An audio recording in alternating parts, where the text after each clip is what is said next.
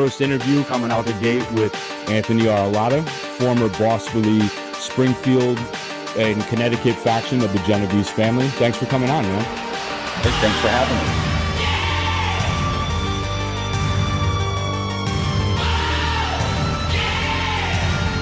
I pray for each and every person that watches this podcast, Father. I pray. In 5 minutes, Roll the Bones podcast is going to be going live. Ladies and gentlemen, start your engines.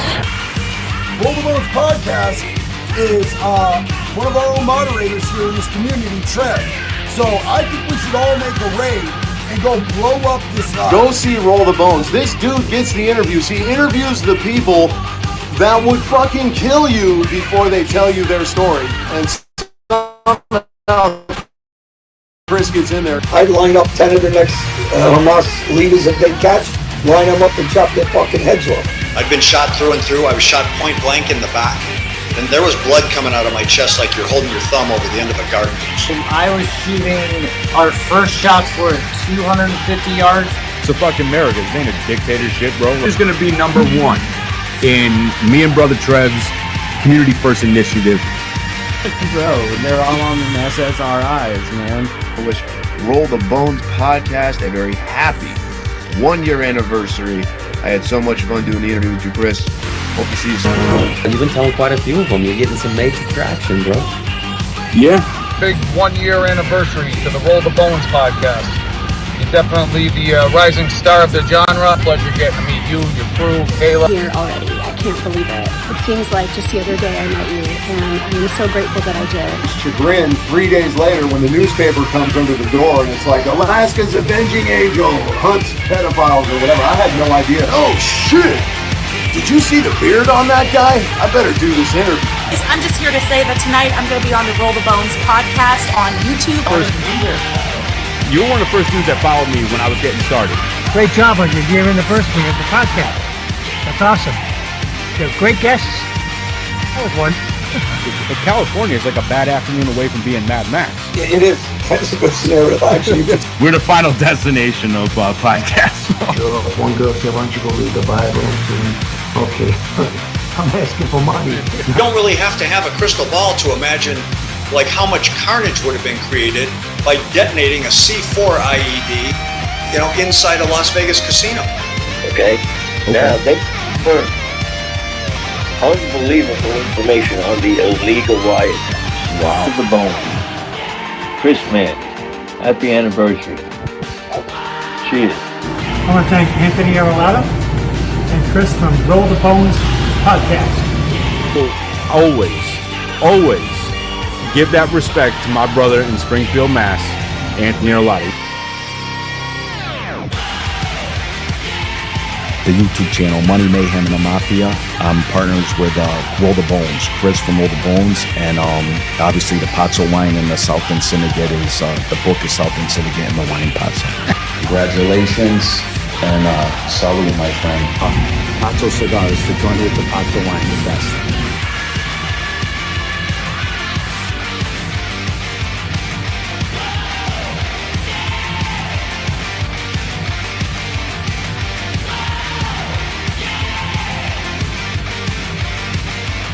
We're taking this whole fucking world over, so we either stand and deliver, ride for something, or die for nothing. That's how we do it. Fuck you, Jeffrey Marsh. Take us out.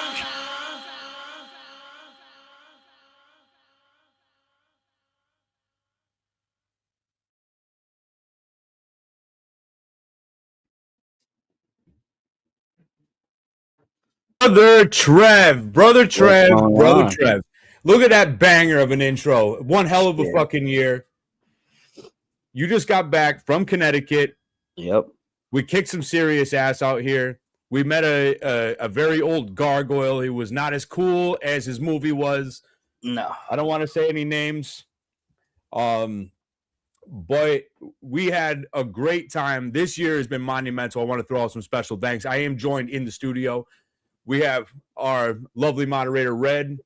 In the chat as well, we have our sister Cass, sister Kayla. I see Keith Shibley's already represented. We see you, Keith. But also in the studio, who's also modding, Brian Crashmere. he was there in the Dobbins interview. He rode with me, Jay Dobbins. Can you believe that was a year ago, Brian? That was shit. Yeah, man. Crazy. Woo! So, brother Cody in the chat, join up whenever you're ready, Sergeant Cody Bowden. We love you. Sister Michelle, I know she's here somewhere. I see Jules. I see a lot of my extended One Light family. I see some tribe represented here. I think I saw a couple Roma's Army in here. This has been a great year, so I want to throw out some special thanks to everybody that we've had on the show.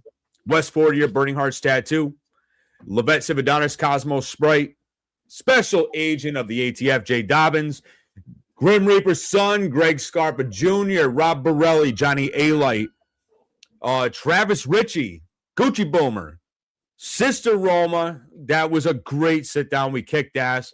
Who could forget about our season finale, Gypsy Crusader, Paul Miller. What a freaking wild ride that was. Crazy. But there's two men that we want to throw some special love to. They are brothers of ours. The mighty number 6, the Alaskan Avenger, Jason Vukovich, who is our through and through ride or die. We ride for him 100%. If you get mouthy over in his chat, I promise you we'll throw you on your fucking face. Also, Anthony Arillotta. He is day one individual, literally day one. He was number one on this podcast. He's hold on, the cops are coming. I think they just driving by or did I already get swatted? All right. But some honorable mentions to people that absolutely rode for this family since the beginning. I do want to throw love to Dave Moser. This guy is Dave. We love you. You know, you've been here since the beginning. B-Packy Streams. We appreciate you for being here.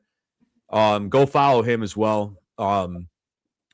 Keith Shibley, Mind Over Madness. He's got good stuff coming. Keith, we have a legendary sit-down coming soon. You're all going to love it. Can't wait for that. That's going to be a good one. We also, what do you call it? JD Delay. JD, brother JD, you've wood chipper rated us many times.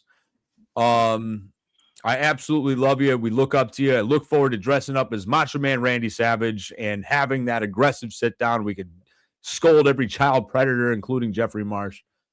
And I feel like, am I missing anybody? Nobody of importance. I don't think you are. Which one? Who did I miss? Oh, shit. Dino. How could I forget? I just met you the other night. Happy birthday from me and brother Trev.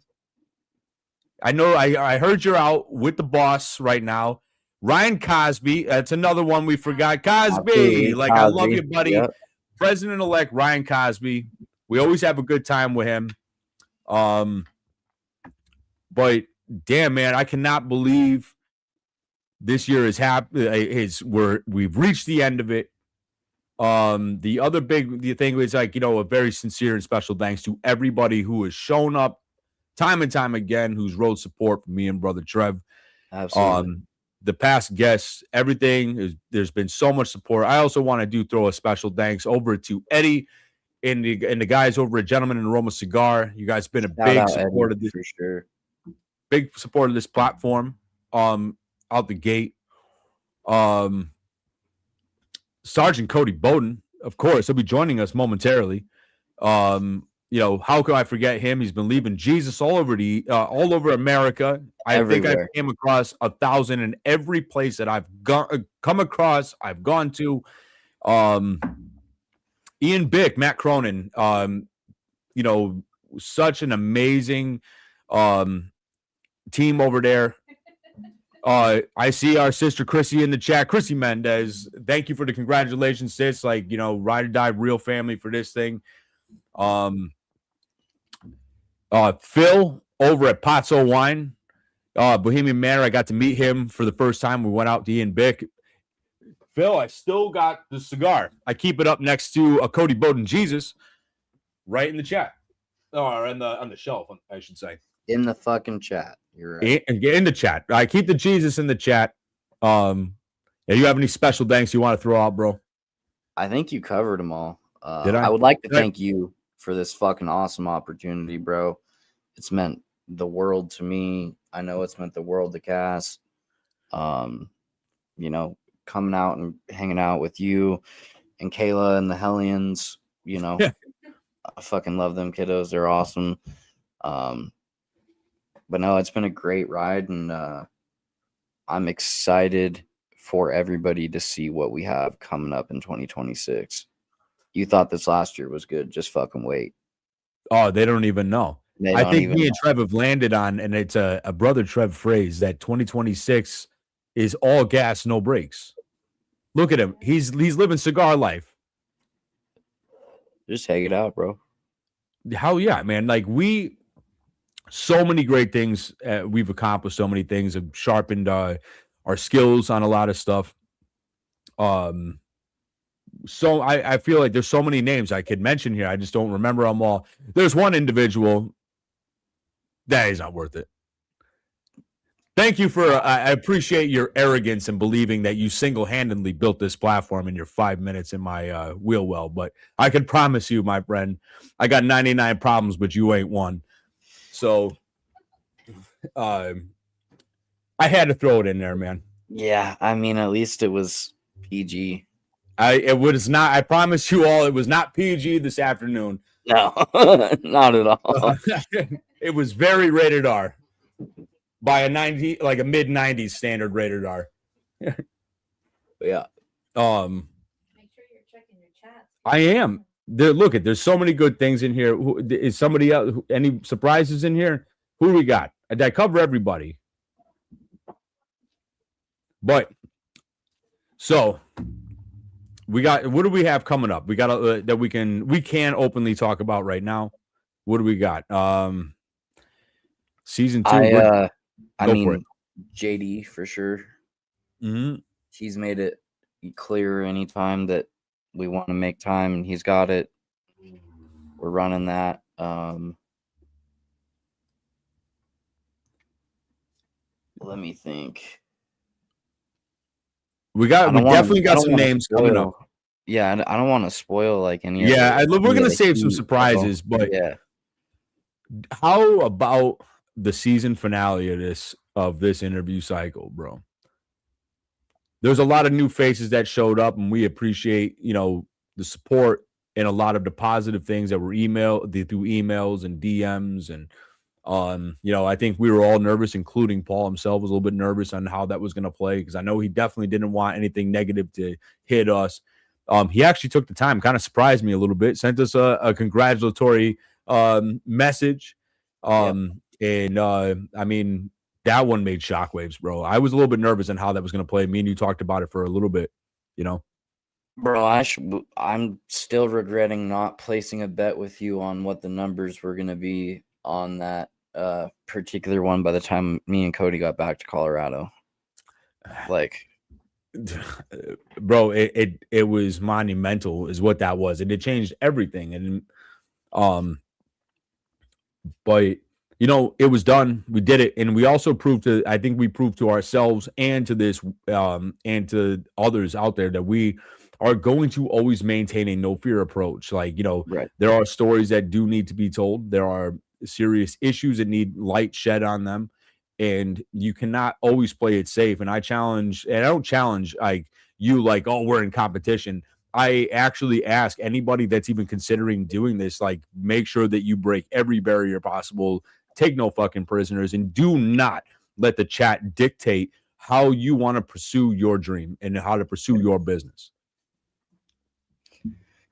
With that being said, if you're going to be doing anything with radicalized or ex-radicalized individuals, it's always good to have a balance, and that being said, again, anybody, Antifa, anybody like that who would like to talk to us, we are more than welcome to talk to you. You want your identity hidden, you want whatever you want, we'll figure it out. We would love to hear the other side of the spectrum. Shoot either me or Chris an email. Do whatever you like. We'll figure it out. Yeah, man, we'll make it happen. And stop. You know what? For the other side, Paul had the balls to sit down.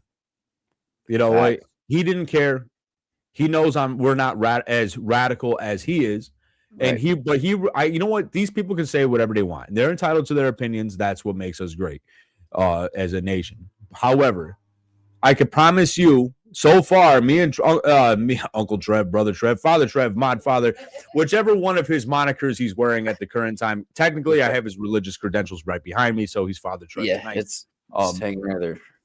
Yeah, but the thing is that he extended a very decent amount of respect to us, an overwhelming. That could have gone a lot of ways. He could have abused me. He could have done this and that. He didn't. He actually was very encouraging, from one journalist to another, and he was a real deal journalist before all this began. He still is very knowledgeable on a lot of different things. And I wanted to keep in that thing, him asking what he asked me openly and honestly, what can he and can he not say? He didn't just run it. He respected our house. He respected the Boneyard family. And there's a lot of new faces that have now come around us that are kind of, and I'm really enjoying getting to know all these different individuals. But I could promise you, so far, we have openly and actively reached out to the other side of the aisle in the spectrum, and we have been met with nothing but utter contempt and nonsense and craziness. And dude, why did a random like button just pop up on the screen? It's the Jews, Mossad. Huh? Yeah. We're getting raided by the ADL. Shit. But there he is. He's right here in the chat, brother Dave. Dave, he's handling some business for us. He brought some things we can't say just yet, but Dave, we love you and we appreciate it. Brother Trev is smoking a cigar in your honor. We're having a great time. It's a monumental occasion. Also, we got to have merchandise coming soon. That's 100% thing. Get that link ready, Kayla, because if you want to get one of these official Anthony Arillotta Smoke Shop Company shirts, there'll be a link posted. Order hard, order heavy. Christmas around the corner. It makes a perfect gift. Just like sweet. Pazzo Signature Blend.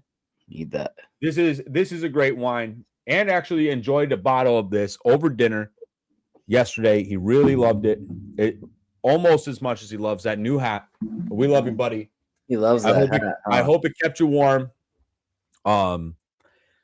Yeah, so Sister Red, she just posted it, and there's also a thing I want to put. It's pinned to the top of the chat. Please go over and take a look at it. What? It sounds so weird. You just call me Sister Red. Whatever. What do you want me to call you? You want me to call you something else? As Cody said, your wife.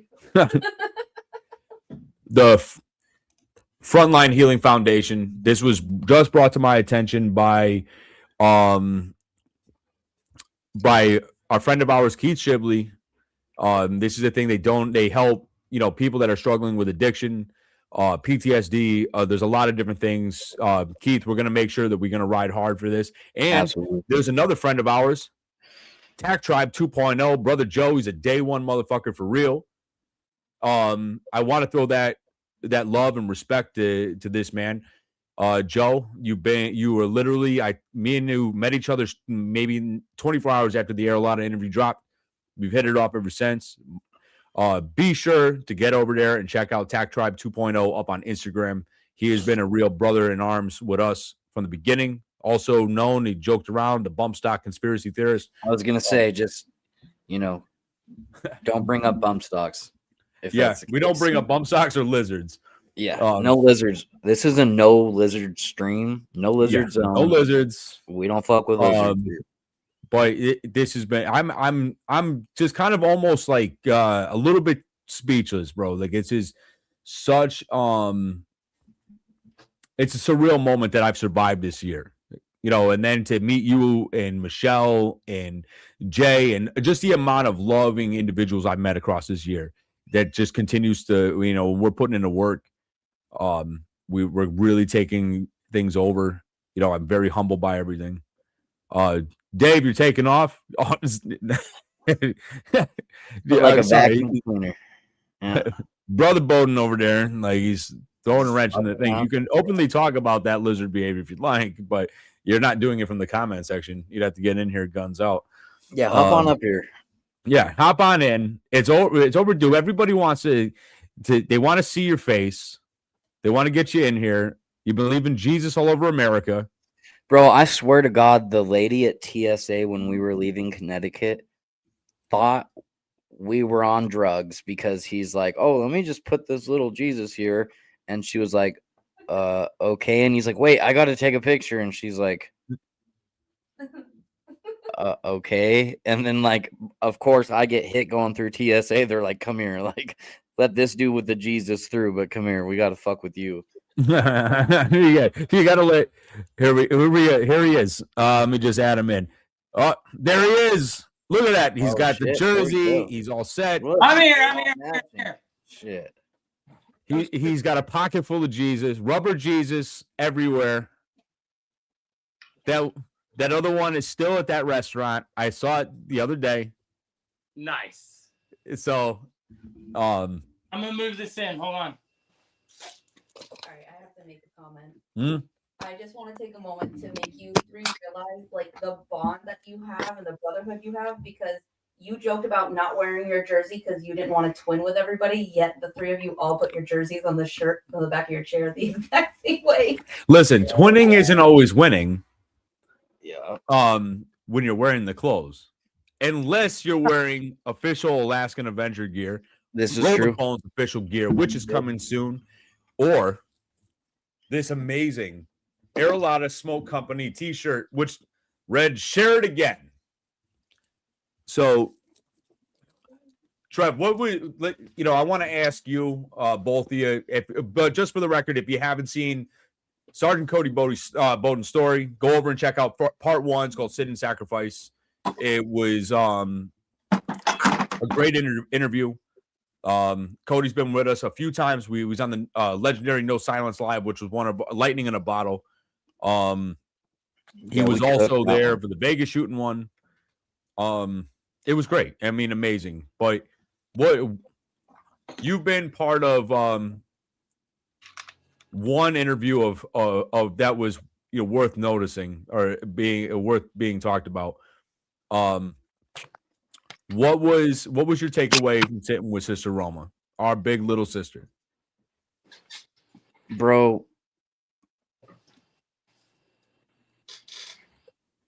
I would like to see more. What I've noticed, especially between the last 2 interviews we've done on our channel, with Roma and then with Gypsy Crusader, it seems like we have the ability to like allow our guests to not have freedom of speech, but more just kind of like kick back, sit like we're talking with friends.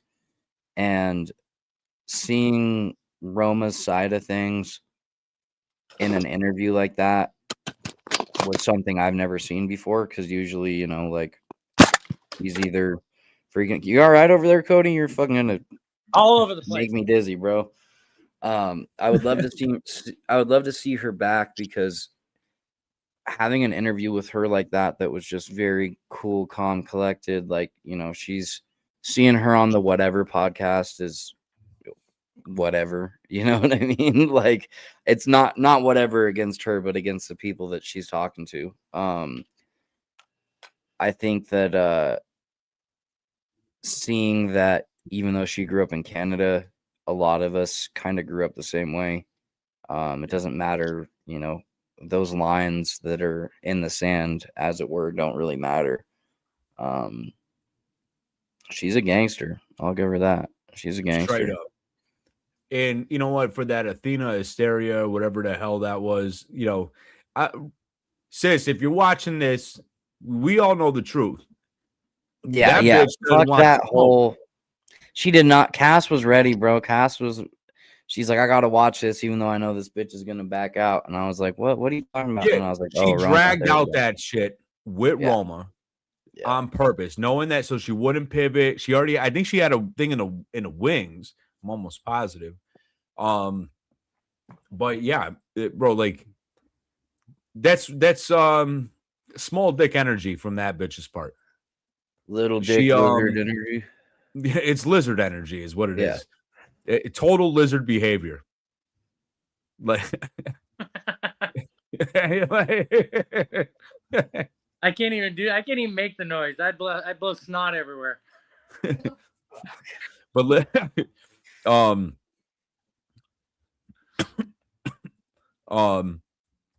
but yeah, no, Roma was a blast, bro.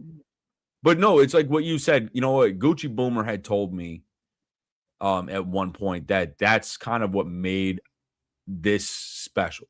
And it took me a little bit, I think, by John. Like I've kind of joked with people that the only interviews I ever did was Anthony Arillotta, so to speak. Because everything beyond, like, when Johnny A. Light and so on, it was just Gooch liked it because it felt like two guys shooting shit at the bar. Right. And I think that's what it's always got to be about, because everybody runs these stuffy little things. They read off of stupid letters. They do dumb things like that. They don't allow them. They want to stay gavel to gavel on what the worst points of their life. Now, yeah, those points matter because in the grand scheme of it, because you want to see point A, but you don't need to go, try to glorify traumatic things for them. And that's a real thing. Like, Sure. that's what I learned with Greg Scarpa Jr.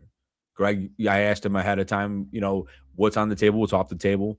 He had said, I'll talk about the murders or whatever. I'm just not comfortable. I won't use names because I don't want the families to relive that, which I respect that. So I took murder off the table because you could see he was visibly uncomfortable. So, but if you could treat that and humanize them, give them an opportunity to speak as they will, then I think that's why we have the bonds that we have with these individuals.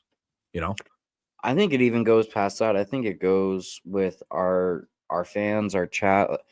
I didn't know we had fans, but when I was out in Connecticut, shit, I mean, we got some fans for sure.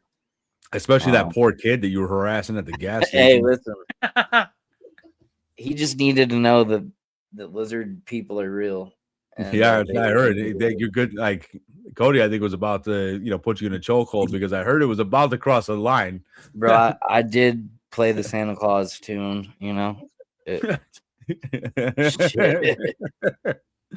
Keyed in just like, wait.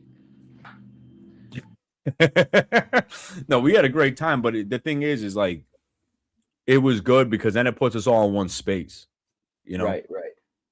And Cody's got a thing. We're in the process. We're gonna get it going. It's called One More Mission.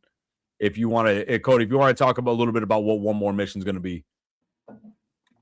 Oh, hold on, real quick. Say that again. I just plugged One More Mission.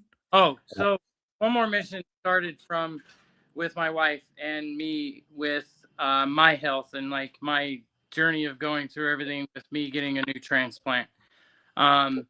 And that has been like our go-to is like, it was kind of a saying between me and her, like, I got one more mission, one more thing to get handled, and that's my liver transplant. And on that same note, I got news today. By next Tuesday, I will know if my donor is a complete match or not. Yeah. Fuck yeah. So literally, my surgeon has to sit down, I guess, over a glass of Cabernet or shots of whiskey or something and make sure. You know what? If that's the case, it better be Pazzo's signature blend. But you know what I mean? Like he's sitting there saying that this weekend he's going to make sure all the bile ducts and all the veins or whatever they got to do line up. Make sure there's not some stray anatomy piece coming off of my liver or his liver that won't connect. But they flew him into Pittsburgh yesterday or 2 days ago, and they flew him out this morning. So he wasn't there very long. And then I was in Connecticut when I took the phone call about the tissue donation, which I had to go in today, this week, and I did that and mailed it off. So I guess they'll put our shit in a petri dish and see if it kills each other, or I don't know what they're gonna do with it. But I'll know next Tuesday whether or not January 5th is the surgery date. Which, holy shit, is that scary? Because let's be honest, that's a hard one. But You that's said Jan 5th? January 5th, yeah. And that's where, you know, one more mission comes from, and all props to my wife. Like Kate found that, Kate came up with that.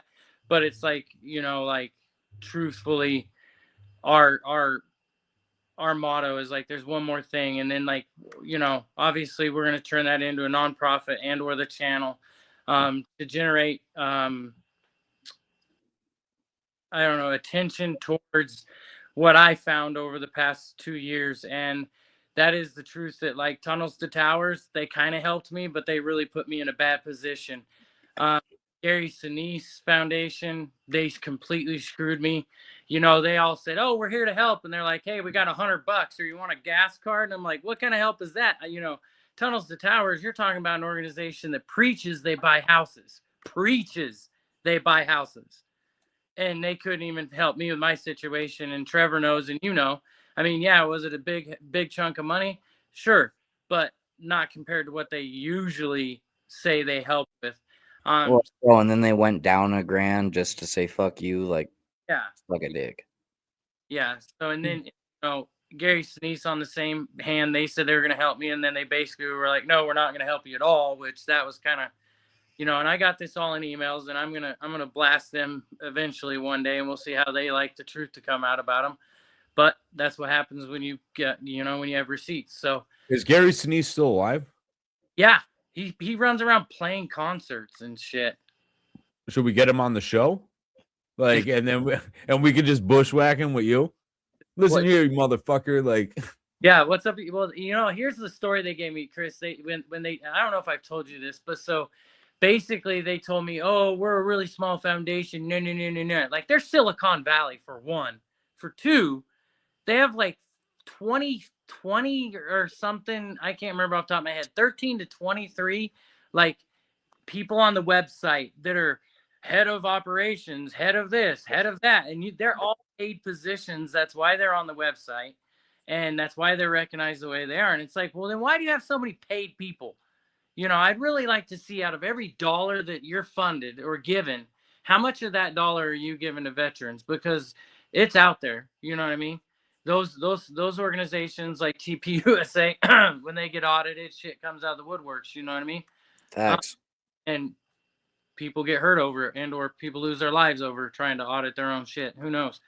But so one more mission is really going to be what gets me past what I got to get through, and then from there we're going to help everybody else in the situation that they're at, and meet them at the place that they're at, because not every veteran can keep their shit together as well as I have. You know, I've had a team around me, and I've had a great wife that's helped me get through this. But Trevor knows, you know, more about my story and stuff that I'll never share on the live. You know, like that, like, you know, it's not been an easy road here, you know, and I could only imagine less mentally strong men and women going through what I did. They probably would be another statistic, and it'd be 23 today, not 22. Fuck yeah, bro. I mean, you're a gangster for going through all this the way you have. Like, a lot of people would have just put a pistol in their mouth and said, "Fuck it." Well, you know what? Brother Joe raised a good opinion. It's not bump stock conspiracy-esque, but he said after they buy the mansions, supercars, etc., they give back a few dollars, which it's straight facts. That is definitely true. Cody, that's the Joe we had dinner with. What's up, Joe? Like, it was he knows a lot of those different organizations, and if for some reason there's people that need to get in touch with individuals, you know, especially in regards to veteran affairs or whatnot, the two people that I would trust to handle that business would absolutely be Brother Joe and Brother Keith. Like I said before, Keith brought me this like literally an hour ago. I got off the phone with Keith. right, maybe 45 minutes, I think, give or take, at the start of the live. I brought this up, the Frontline Healing Foundation. It should be pinned to the top of the chat. Go take a look if you're struggling or whatever you got going on. They have done a lot for first responders, veterans, etc. And this is what this platform will always be about. First and foremost, yeah, you know, you hear all these different crazy stories, but like, first and foremost, we actually ride for serious shit. You know, whether that's people suffering from drug addiction, mental health issues, fucking chomo pieces of shit that need to be stopped. Like, we'll always be the boots on their neck. Joe again, he said, "What up, Cody? I know a lot of these dudes when it comes to military stuff. Hit them up, Joe. If you need the link, or Cody, if you need the link to them, let me know, and I'll get that straightened out for you after this live. I'm actually going to share it momentarily. Here, Kale, could you share Joe Tac Tribe in the chat? I want people to still check him out if you're looking for any of the marksman stuff, you know, intimate combat videos where he explains the ins and outs, and Joe's got to connect straight up, like, and he's a fucking brother for this family from the beginning, a real day one motherfucker. So I'll always support my friends and support the people that supported me and helped me through and Joe helped me through a lot of serious stuff, a lot of problem solving, telling me showing me different ways of taking shit to the next level. So Joe, just like I say to Ant, I don't think I'd be here in this position if it wasn't for you as well, brother. To be able to be blessed to have, you know, Brother Trev and Sergeant Cody Bowden with his bag of Jesus. You know, when I keep thinking about it, racking my head in a lighter note, is I should have gotten that short rib, bro. Oh yeah, bro, that shit looked super bomb. I mean, super bomb. Oh, that's the restaurant. He's still on the ledge? Yes, he's still over there. Oh, near bro, the plant. Yes. you got to check out the one closer to your house, Tap and Barrel. Oh, there's Like, let me ask you something. How many Jesuses are like placed in random locations right now? Probably 40. Oh my God. So, all right. So here's a roll the bone saying, I will, I'll tell you this. If one of the people in this chat, in this family, could bring me a rubber Jesus that is a Cody Bowden signature gel, and he'll verify whether or not it's real, you get a free day one motherfucker Roll the Bones t-shirt. Take a picture of where you find it at.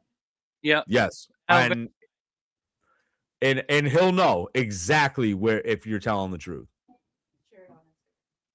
Share. Yeah. We'll send it here. Put it in our community section. The hunt for Cody's Jesus begins now. Search for Jesus. You gotta find Jesus. Yeah. So you gotta find Jesus. Go find you some fucking Jesus, bud. Dude, the one next to the gamblers thing. You don't need to call for help. Call That Jesus. shit was funny, bro. That kid. Oh man. That poor kid was hoping that ticket was gonna hit, especially with the baby Jesus on top of Oh, the hell machine. yeah, it was. But Keith, got to run and get my kid. Look forward to sitting down with you boys. Absolutely, bro. Keith. And that's going to be a great conversation. Can't wait. And Keith, it's always, what's that?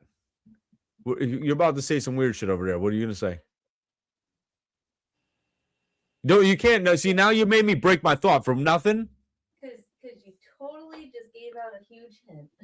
About what? Keith? No, you're Jesus. Yeah, but all right. So anything found at Tap and Barrel is off the fucking beaten path. It doesn't count. It doesn't count. It All right. count if you find Tap and Barrel Jesus is off the table. All right. I do want some Tap and Barrel fries right now, though, for sure. Listen, I got some in the fridge, and I actually think I Shit. just threw out Cody's short rib. You should have ate it. I don't know. I get weird about. I would have, sharing if food I would with have you. known that shit was in there, I would have eaten it. You had the opportunity because I believe you offered it to you. I believe he gave us both a piece of the actual short rib. Oh, at night. He did. Yeah. Night later. And it said, but I ain't gonna lie, that veal, I fantasize about that veal's veal, even though I bomb, have it bro. once a week, maybe twice. That shit's good. Depending. That shit's good. But so what has been your take, Cody, since you've been, now you're in social media now. You're in this business. as far as like what you guys were talking about with all your lives with like Roma and all that. Yes. Man, I would have to agree. I think part of it is the power of the casual conversation, or letting the person be more comfortable with what they want to talk about, instead of you guiding the interrogation. I mean, the interview, you know? What kind of platform do you think we are? We saved that from Assad. Listen, yeah, I was going to say, fucking. Like, you go watch other guys. I was actually watching one that we were speaking about, the generous one, right? Like the one you went up to recently. Like, I was watching more of his stuff just yesterday, and I was like, man, it really comes off more of like an interrogation than it does an interview. And then like you watch ours, and it comes off more of like a friendly interview and or a casual conversation of just sitting there and letting it come to you more naturally, right? Like, if somebody doesn't want to talk about what they've been through, necessarily all of what they've been through or the worst parts of what they've been through, like what you were saying with Scarpa, right? Or you got people like Roma, who isn't scared to get mud and really get back into the dirty details and share those things. The more natural they are, it's more authentic, and the more authentic, it's more captivating, right? Even Right.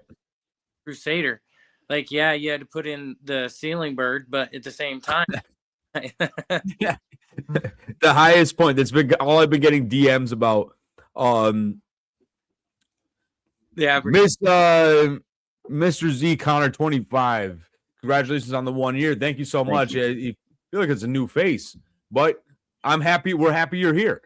Absolutely. Welcome in. Beep. I believe the word you're looking for is chirp. Yeah, it's a we'll chirp. be added to Hey, our and soundboard. we do have ceiling bird merch coming. We do. So keep an eye out for that. So hold on, just to clarify. I know we were all sitting in the same room but I was like fixated watching it on the TV. Keith brought to my attention there was a chirp count going. Oh, there was a chirp count. Yep, because I asked what the chirp count was at, and Cass had a count going on. I don't know how many, and few other people did. But, I mean, dude, like, I wish you all were still out here. I had a blast, bro. I miss it out there so much. Smacking lizards was a problem, but we handled it. Listen, I plead the fifth. Well, nobody smacked anybody. That's what I'm saying. I mean, thankfully, thanks to you and Red and Cody, no lizards got fucking smacked. This is about to move into a dark place, so we're gonna curb that one just switch it real up fast real because quick, I'm getting a little excited.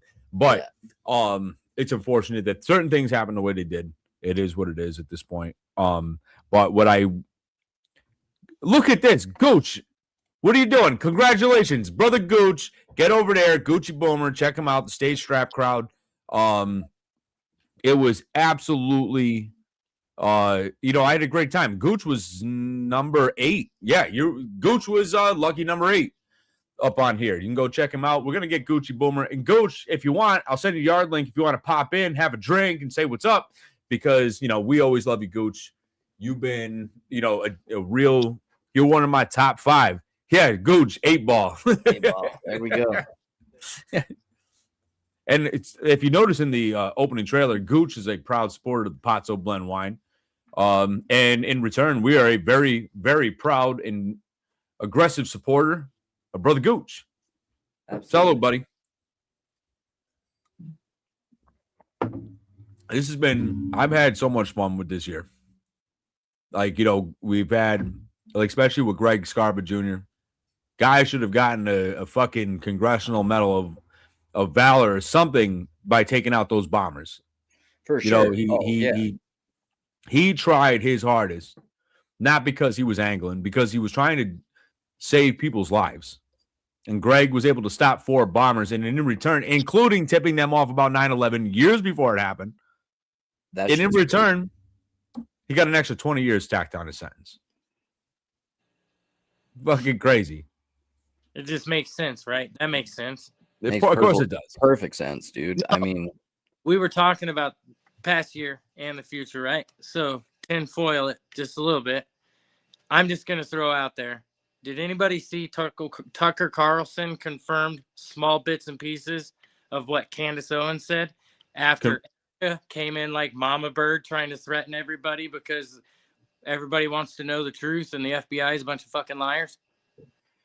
Bro, I was so invested because, I mean, you know, I'm pretty sure everybody in the chat currently and, you know, us, of course, us three on screen know Chris and I were talking. Chris had just sent an email for us to Charlie's team the day he got shot. And like, I called him and I was like, listen, bro, that unfortunately, it's not going to happen.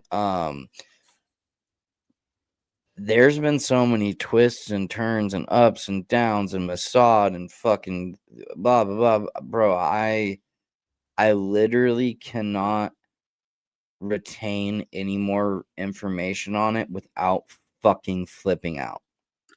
For real. Like, I gotta push some of it out of my mind in order to like get new shit because it's too much. You know, and there's obvious shit, bro. Like, obviously, it wasn't some fucking random ass dude with a fucking furry boyfriend who shot Charlie. Like, you know, it's all the simple, obvious things that we know and that we've talked about that my brain is just completely over. Like, I don't give a fuck anymore. And now all this weirdo. I'm a weirdo conspiracy theorist, bro, and all this weirdo conspiracy shit is like, I'm like, oh fuck, I can't do it, bro. Like, I mean, I will, we're going to, but like, it's a lot, dude. We were talking on the phone earlier, Cody, about,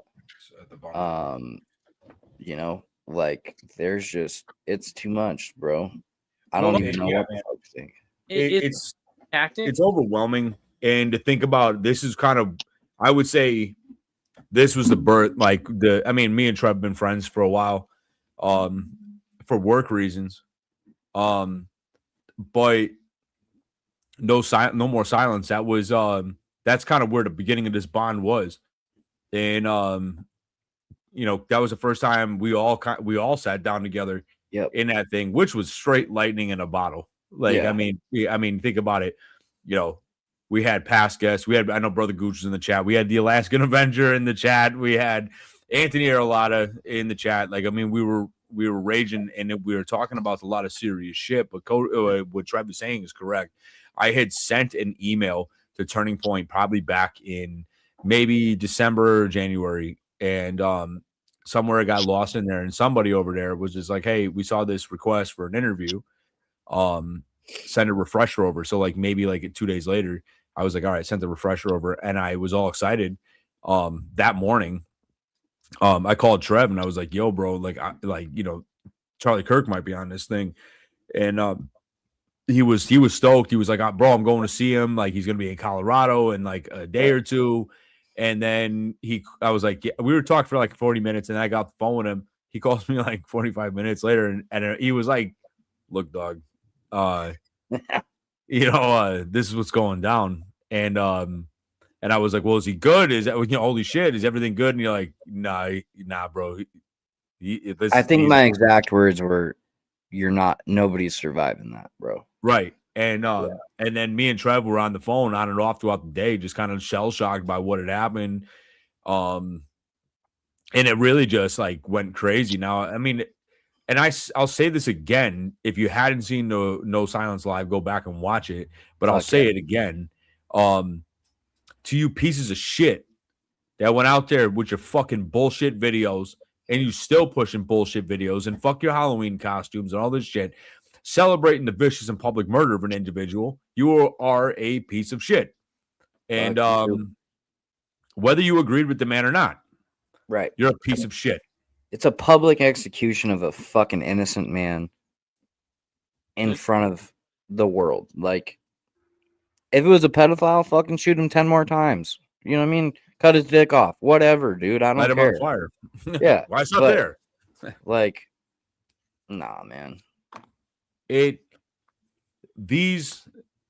scumbag individuals, and they have gotten so much worse, so much more arrogant. We've seen this in the brutal coverage that JD Delay has been documenting what's been going on in this relentless firestorm that is Portland, Oregon. And we made fun of that fucking guy, that Renaissance Fair lame that's like running whatever it is. Everybody shits at Chandler's. And I challenge you to this: shit in a box and mail it to Chandler, since he likes it so much.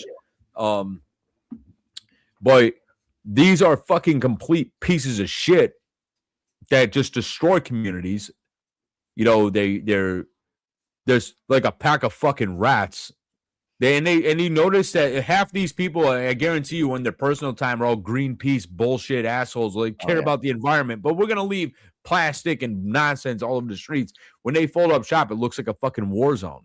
Right. Yeah. Real quick, thank you very much, Sarah. We appreciate having you. Get some sleep. Thank you for hanging out. Thank you for being here. Guar fan. What's up? Oh bud? my God, brother Guar. This is a one light wood chipping, boneyard yielding maniac. I love to see you in the chat, brother. Absolutely. Always good to see you. Yep. Yeah, but I mean, like, these pieces of shit need to be stopped. And now, like, you know, look at everything that's going on in Dearborn, Michigan, that people say is, you know, happy as can be. People should be terrified that this bullshit is going on right now. You should be absolutely terrified. You know, so can I give like a super controversial hot take? Just throw it out there. That's all we have over here, hot takes. Listen, we need another Rittenhouse or like 5. And motherfuckers maybe will start to understand that there is a very large group of us that aren't doing this shit, man. What were you gonna say, Cody? Because I mean, I agree. I agree. I just, the problem is when the bloodshed kicks off, it's gonna happen in front of these little kids. Fuck and yeah, unfortunately, dude. But you know, I guess that's apparently that's what we need. You know, here's my fear. So all the intel tells us that there's at least 1,000 fighters single-handedly trained to do a job and to commit mass murder here. They're just laying in wait. I don't know, outside of the men I served with, I probably know and or have met in the past 15 years, maybe 30 guys that are about their shit since then, right? This country is not ready for a suicide. They're not ready for one suicide. They're not ready for one. For sure. They start clacking off S-Fest, we're fucked. Like, people are going to be afraid. But there are true patriots out there that are with the business, for sure. Right. I'm not saying there's not. I'm saying few. But the problem is the mass amount of people that are going to be fucking casualties of war because they're too scared, too stupid to realize what's going on. That these guys, and this goes with first responders. They need to have their head on a swivel because these guys are coming here to fucking die. They're not going to get arrested. So if they're letting you take them into cuffs and put cuffs on, they got a clacker on them. They got something wrong. Something's going on because they have committed to 72 pig butts in the fucking sky. And that's all they're worried about is getting fucked by a pound of bacon when they get to fucking hell. And they don't, they're not going to wait. Us as a country is not ready for this to happen. And we're not ready for one incident, much less a incident with 8 to 10 guys. Can you imagine a 12-man, a 6-man, say a 6-man element all ready to go to death in AK-47s, maybe one of them got a vest. How bad they could mess up DPD, SVD, SFD. Yep. I mean, you look at maybe New York, Minneapolis, Dallas, LA, those SWAT teams might be ready, but they're still not going to be ready to fight to the death, and then walk up and have that body detonate and annihilate half the team, and then have to keep moving. They're not for at the homeland, and that's what we have coming. It's a fair take, bro. Yeah. I mean, this is what's scary about it. And there's a lot of them, these people that bury their fucking heads in the sand, and it goes on both sides of the political spectrum, that just bury their heads in the sand, that don't think that this is you saying anything against it, you're just paranoid. Most conservatives will look at us and be like, you're a fucking tinfoil maniac. Yeah. Well, you're fucking right. This is the tinfoil investment. What are you talking about? But on the other side, they're like, there's no radical, psychotic Islamics over there. Are you fucking kidding me? They're fucking smoking crack if they think that, bro. Friends of ours have been over there getting attacked for real. Yeah.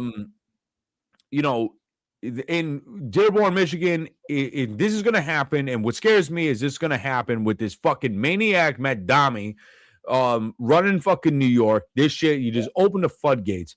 I told somebody earlier, a friend of mine, did we put you under the bed again? Because I don't want to make the mistake we did once before. I think it was during Vegas. I think he exited out himself. I don't know. But I don't want to see. Well, we'll just put him down low in case he's under the bed, and we'll bring him out again. But what I don't want to see happen is this fucking bullshit. I was actually telling a friend of mine earlier, put a fucking wall around that damn city. If that bloodshed, get these people out of the innocents out of there, and let these fucking animals eat each other. Because what I cannot and will not have happen, even if I disagree with your fringe political ideology, you're still an American up front, and people need to start recognizing that. And if you burn the American flag in this fucking country, you should be thrown right the fuck out of it via catapult or some other aggressive thing. Just toss right the fuck out. Hop on the bus when instead of defending these fentanyl, pedophile, child trafficking, drug dealers. How about you hop on the bus with them and get the fuck out of here? Absolutely. I mean, and Vaz is right. Yeah, it's some scary stuff happening up in Dearborn, but this is nothing. People, radical this, radical that. The way I fucking think of things in this situation, man, you better start dipping your fucking bullets in bacon grease. Fuck them. Well, here, hold on a second. I want to switch spots with Brian so he can be over here. Actually, you know what? I'm going to swap out. I'm going to bring in Brian because you know what? He was here with me during the Jay Dobbins interview. So I'm going to switch spots with brother Brian. And I'd like him to, he was there in the beginning with me. So, but I mean, he listened to tons of shit about counterterrorism. He was there, part of it. So here you go. We're swapping in. Oh, all right. Go to the. I don't know if we want this or not, but I won't be on my best behavior, but I'll be on my second best. Don't worry, party. Listen, I've seen you at. Yeah, I know. I'm not. You know what? I'm not concerned about it. It's. Hey guys, good to see you again. What's up, Brian? What's going on, bro? Don't break that chair. Good. I think we're good. All right. Oh man, yeah. So what do you think with Dearborn? Or Islamic extremists? Oh yeah, my what do you specialty. think Yeah. with Dearborn, especially? Where are we headed? How is that going to impact the rest of the U.S. and New York? Dearborn and New York. How is that going to impact the rest of the U.S.? What are we supposedly looking at? It's wild. It's really hard to predict what's going to go on. And, the thing about the terrorist stuff, if there's a potential terrorist attack, you don't want you don't want to be living your life in fear. You know what I mean? But at the same time, too, it's something that can be the grim reality of the country we live in. So, I really don't have a whole lot to say Come on, about grow that. a pair. You're hanging out. You'll be all right. They're part of this fucking maniac group of fucking fringe. Oh yeah. Tinfoil psychopaths. Yeah. I think understanding the big Brian is me and you had some good conversation, right? So yeah. understanding the differences in culture and the fact that they have all the gays convinced that the Muslims can take this country over and they can continue being gay and trans. They're fucking smoking crack. Building. They're gonna chuck you off a building. Yes. Cut my head off. I promise people. They do not support it. They're not loving. I've been in that country and they walk the walk. They don't just talk it. They're about their business. And they're allowed, it says in the Quran, they are allowed to lie as long as it's in the name of their God. I won't even speak. Pedophile, their pedophile prophet. Yeah, I mean, you're gonna get like crazy radicals on any, as you get more extreme. I think it's important to remember though that, like, you can't condemn an entire religion, because even Christianity, if we're gonna be fair to make a fair comparison, you had the Crusades, right? You're gonna get people, and it drives me nuts where you get people that they want to use the Bible, they want to use like a holy book as their shield for a justification to hate. And it's a phrase that I really like using when I'm talking about it is, you got people walking around with a mouthful of scripture and a heart full of hate. And they're just really missing the point of, being part of a religion where it's like, every single religion on the planet has some concept of the golden rule.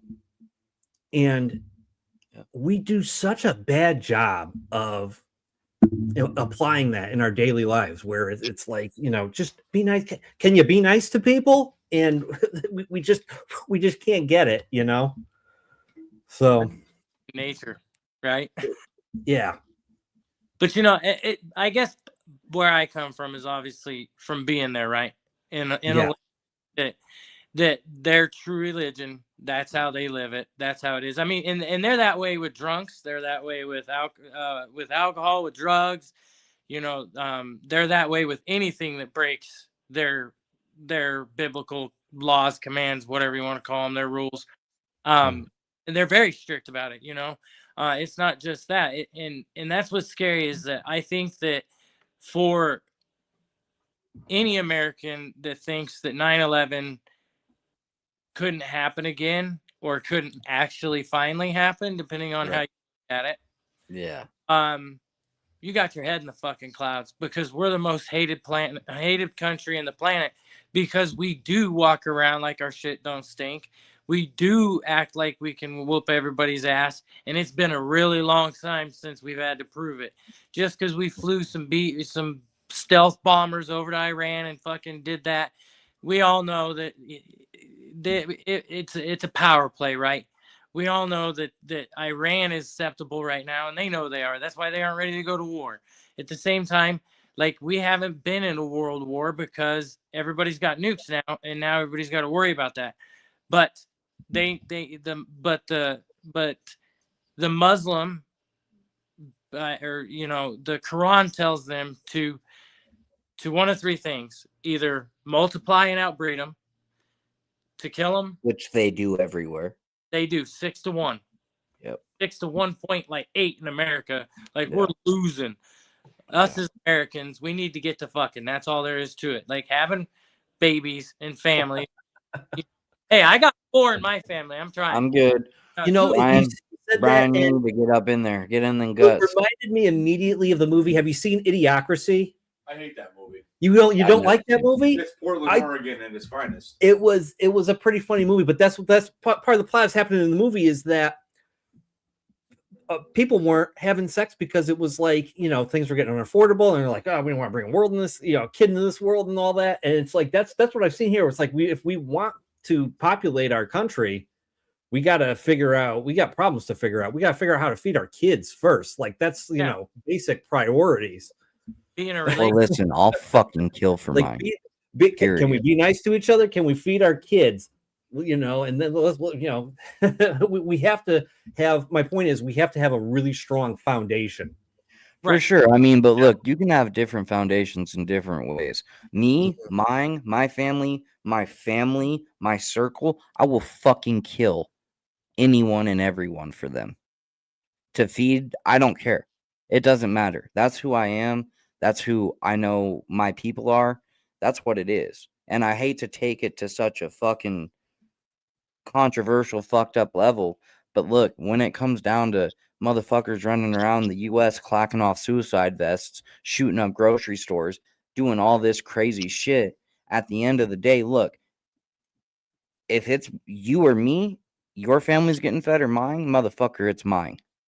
And if you want to put it to the test, we'll see what happens. I hate to say it like that, but, you know, I sit here and fucking think about this shit 24/7.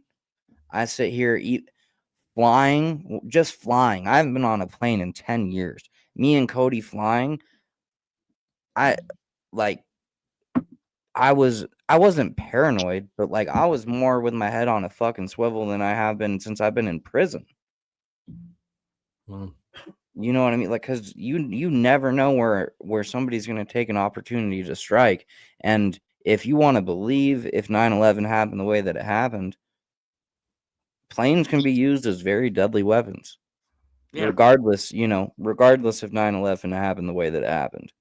I mean, and to your point, like we had in Loveland, I don't know if you've seen this, Trev. I did that, and I told Cass, this is why we carry guns. Loveland, there was a some guy broke into a tanning salon, hit the 23-year-old girl in the head with a hammer. Yep. He got distracted after beating this chick in the head with a hammer, and this girl had the intestinal fortitude to get her phone and get to the only customer she had and lock the door. That dude still beat that door down, but they got the cops called. You know what I mean? And he went unprovoked. No, they have no idea why this guy did this. And was he Muslim? Absolutely not. Don't even say that. But that's the thing, is like there's so many fucking psychotic people out there right now. They don't think that there's a consequence for their action, or they don't care.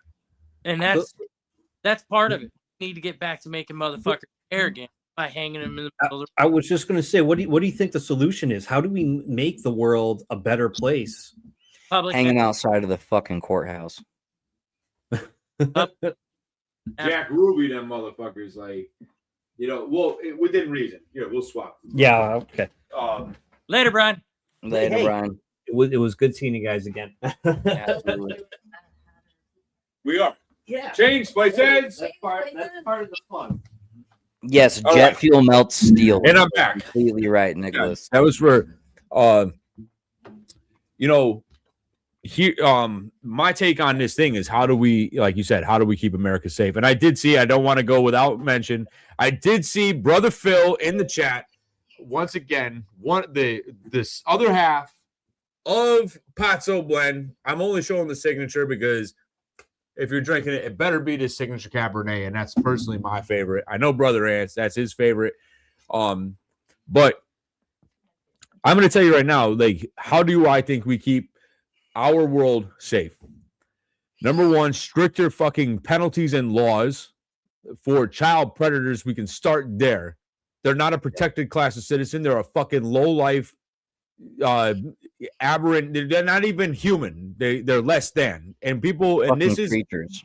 But it's also the one argument, the one problem that is a common ground thing. And there's one thing I wanted to bring up because I didn't see it at the time when I sat with Paul Miller. Paul Miller aggressively confronted Ghislaine Maxwell, called her out for what it is. So all of you weirdos that are posting this Paul Miller pedophile shit, take it somewhere else, because he went after the apex of child predators. Yeah. Straight up went after him. But we start having stricter sentences, better rehabilitation things for start. You know, give people opportunities for when they get out of prison, because a lot of crime in this country, in this world, is motivated on survival and self-preservation. Not all of them, but most of them. If you have better things to help people rehabilitate off of drugs, it's a hot take. I know I pissed a lot of people off with it. Get rid of the fucking methadone clinic, because all it does is it keeps, how much money could we allocate to proper treatment centers if we stopped having the U.S. government be the motherfucking drug dealer? It's true. Fuck Purdue. Just saying real quick. But they want to. You know, they want to lower your mind. They want to break you down. They keep your cell phones, things like Facebook and Instagram and all this stupid shit. Follow motherfuckers that do something meaningful, that talk, have meaningful conversations. Stop with the fat slobs that are fucking shouting and ranting and raving over some dumb shit or playing pranks on people. And that's irrelevant. That's the shit that keeps you in that mental prison. They don't want you seeing what's going on in the real world. And while you're doing that, you look at clickbait shit, and that's how you follow. You don't read the paperwork for yourself. You don't bother to research, and then you vote in monsters that don't give a shit about your communities, do not give a shit about this country. Matt Dami is proof of that. Like, you did that because you were told by the establishment left that you were to hate anybody on the right. Well, I'm sorry, but New York, what is wrong with you? Because last time I checked, over the last 15 years, it wasn't some booming, peaceful metropolis. It's damn near Gotham City at this point. What happened to we will never forget 9/11? Oh, they forgot about that day 110%. And that's what I'm saying. And then you want to fucking yeah. That shit's fucking. And I don't, you know what, to your thing. And 9/11, listen, there's so many things. And and we'll have to dig into that. We'll get Senator Arillotta on here because that man, he is dialed the fuck in on that. He won't even let me call him Bin Laden. He'll call you Tim Osmond. He'll straight up correct. Even him and Cody were talking about that shit a little bit. And I was like, oh, here we go. He's gonna get it. Because that dude is so knowledgeable on the stuff with the Kennedys. He agrees on this Mossad operator nonsense. He knows and was on the brutal receiving end of the wrath of the federal government. He knows for sure. Yeah, he knows how that system's played better than I think all of us. I hate to interrupt you, but I gotta say something about this. B Packy Stream says Narcan is readily available. That of course people will keep doing drugs, and if you keep having 1-ups and extra lives readily available. Listen, man, yes and no. On the flip side of that coin, think about the sophomore in high school who pops a fucking pill for the first time experimenting. It's not like when we were kids and it's fucking fentanyl and he falls out. Or think about some fucking dope fiend having a baby in his house and picks up a fucking piece of fucking, a Fetty or something, you know what I mean? So there's always two sides to a coin. There's always two fucking edges to a blade. I think Narcan is more important than any other form of prevention of relapse, prevention of anything. Because look, man, Narcan is not like methadone. Narcan is not like Suboxone, Sublocade. Look, man, I've been doing this opiate shit for over half my life. Narcan saves fucking lives, period. And it's not even the fentanyl crisis, really. Think about, you got a fucking grandma with dementia, and she also has fucked up back pain. And she forgot she took her fucking Percocets 4 times in a row, and she takes another one. If you don't hit Granny with the fucking Narcan, she's dead. So I had to put that out there. Well, and the thing with Narcan is it's not a cure. No. Sometimes I'd say most of the time it's a Band-Aid solution. It's just to keep you alive. Absolutely. Because just because you got Narcan readily available,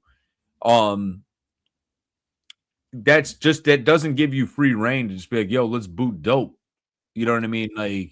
Because what if you've not out and you're not gonna Narcan yourself?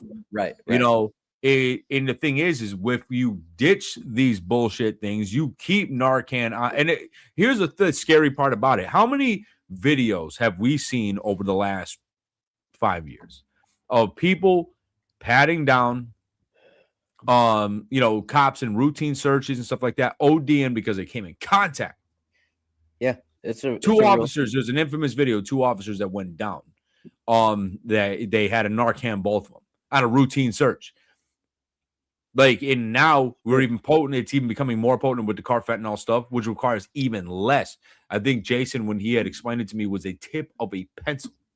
Yeah, so fentanyl is like 3 grains of sand, something like that. Carfentanil is like the point of a mechanical pencil, something like that. And that's for somebody who doesn't have a tolerance. You know, my wife's in the chat. She's right. We've donated boxes of Narcans to facilities, elderly facilities, because it's a real thing.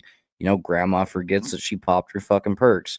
Pop some more, you know what I mean? Shit happens. You know, we see it in our community all the time.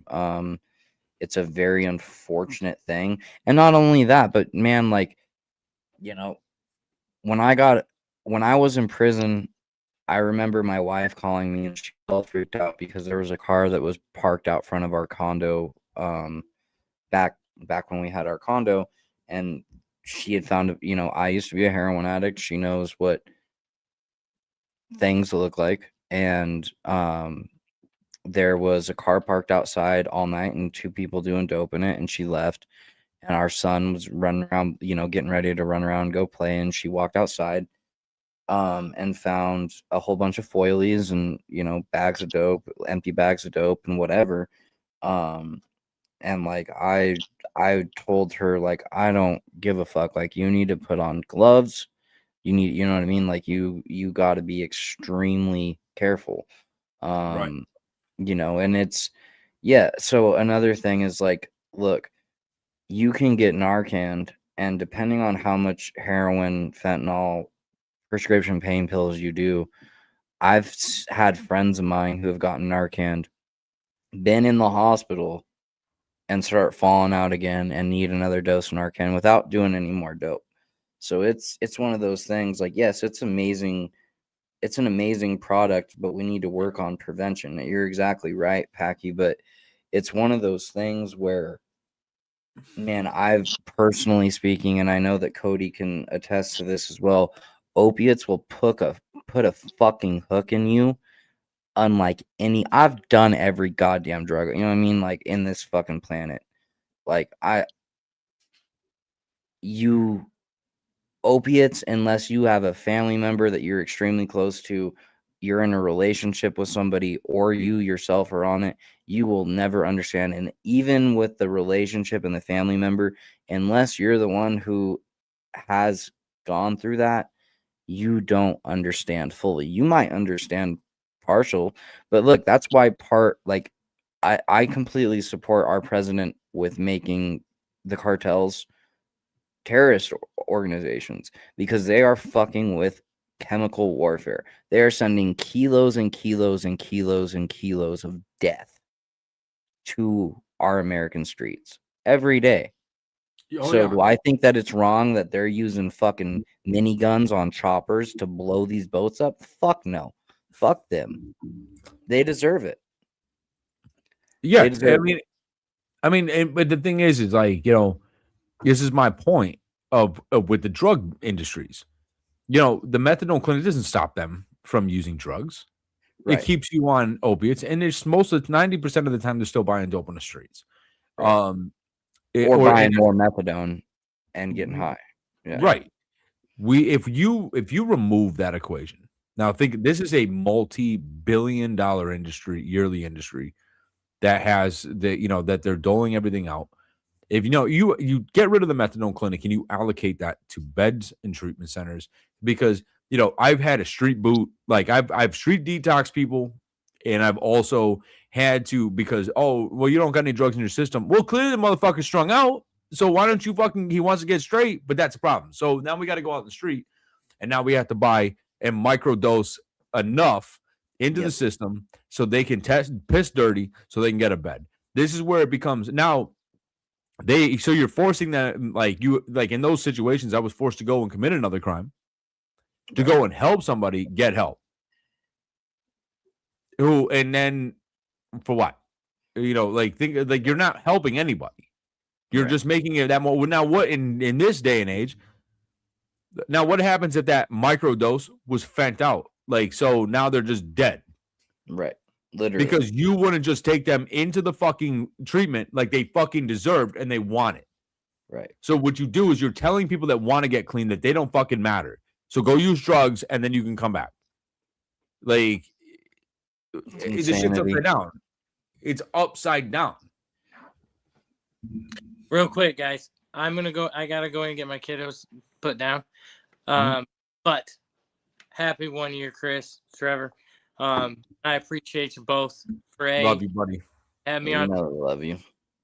Had a fun time, Chris. Thank you again for all your hospitality and everything you did for us and we did together while we were out there. And we got to tinfoil it out really soon. More than this, we'll do it soon. This week, we'll figure it out. Like, yeah. My wife, I got my whole setup out here's got to get redone because my wife got me everything for my 40th birthday. That's right. Yeah. Happy fucking birthday. Happy fucking birthday. Thank you. You old bastard. Old Like, bastard. All down yeah. here. But yeah, So- no, my wife, she got me all kinds of stuff for my whole setup out to get the studio done from the Mac to the mics to the lighting, you name it, she got it done. So, I mean, Hell yeah. she's kind of badass like that. She spoils me. I can't complain. But I love you both. You both stay safe. Talk to you soon. All right. You got it, brother. Love you Have too. a good night. Later. Listen, man. We Well- always handling this business, bro. Let me pause for a second. I don't Yes, know sir. if I don't know if Aunt maybe has hit you up. I need to take a breather. I got a little worked up. I'm about to fucking tweak out, bro. So I'm gonna need a second. I'm gonna need to go under the bed in the basement for a minute. I'm gonna need a second. I gotta step away from the computer, bro. I've lost too many here. This is what I'm gonna end this subject at. When I come back, we can do whatever. But look, me and my wife, we're in our 30s. We stopped fucking counting our amount of dead friends from fentanyl at 40. And that was 5 years ago. Yeah. So I'll be back. Take a breather. I'll be back. I can hop in if you want to keep going. Yes, Kayla, can you send a yard link over to Brian so at least he can hop on? All right, but I'd rather see your face on the screen, brother Brian. He was here. I'll forward that over. But no, to brother Trev's point, and I 100% agree. There are people represented here inside of this chat that seen some shit, done some shit, overcame some shit. We did it together. And I get what he's saying. The amount of bodies that we have put in the ground is unfucking reasonable. And this is why I do what I do today is to fucking handle this. And you can talk about, people can say whatever the fuck. And you already know, bro, because I know you listening. They can say whatever the fuck they want about us. Like, we cause so much havoc in this area. It's absurd. And what I will tell you now is that there are not many of us left alive. Like, how many? What do you think? 5, 4, maybe 2, 3? Like, everybody else has died in some. They're either serving some ridiculous prison sentence or they're dead. And I have had enough of watching this happen time and time again. You know, with other groups of friends. It's not many of us, bro. It's not many of us still standing. But let me tell you something. I just can't stand this. It's happening in all this younger generation. How many, the groups of people that die gets younger and younger every year. There are 15-year-olds that are just getting smoked because they had a joint. There was a 16-year-old girl in Florida the joint was laced with fentanyl and they died. So we as a community have a responsibility to come together and start brainstorming, take this shit back to your communities, start working together and start helping individuals get to a better spot. That you know, and that was my little rant because I got a little excited here. But it's okay. You know, I'm happy we're all together in this. This is a together problem. And it needs to be unified.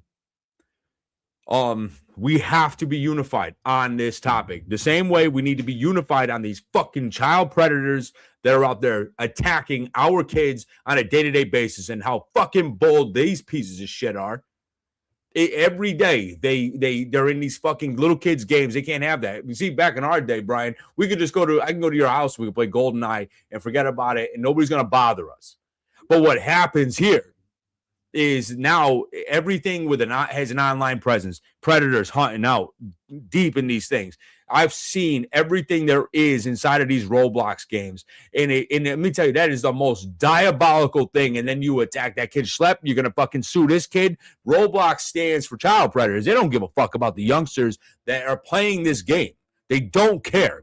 And you know what? And I got into it a little bit on my big little sister posted a thing it was a reel about Ground News Network. Where somebody else was defending it. Now, if you grew up with Roblox, I don't question you because, look, we all got our sentimental valued games that we lean into, that you want to go back to. But when you're a 35-year-old man that grew up, or it's not somebody, they just fire up Roblox, I'm questioning where you stand in this world. It is like there is not, and people think it's just child predators in there. There is everything in there. Terror cells use them for communication. You have, I've seen murder for hire contracts come on there, drug trafficking, arms dealing. Murder for hire, Roblox. Yes, it's just wild. But it's a thing. That's crazy so the point I was going to bring up too, again on Roblox, is that the company is allowing this stuff, but not only they're allowing it, they're like coming down on the whistleblowers. You're right. It's crazy.